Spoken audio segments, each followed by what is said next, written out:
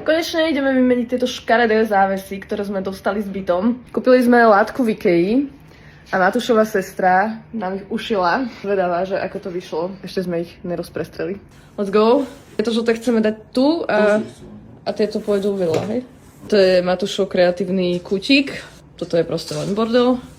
A toto je jediné upratané tu. Neviem, jak to dám dole. Matúš to nevie dať dole. Takže sme sa trošku zasekli. A ja tam ani nedočiahnem. Je zložitejšie, ak som čakala. Jeden škaredý záväz je preč. Ešte druhý škaredý záväz. Máme tieto umelohmotné blbosti. Ups. A musíme ich dať tam, aby sme to mohli zavesiť. A presne tie isté závesy máme aj tu. Takže aj tie idú dole. Reálna pičovia. Hlavne s mojimi tlstými prstami, ty kokos. Ježišmaria, čo to tu je? Dobré ránko.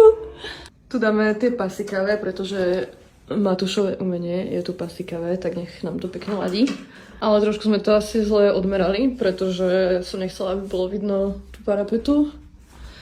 Ale vidno ju. Dajte mi vedieť do komentárov, či sa vám táto varianta páči viac ako tá predchádzajúca.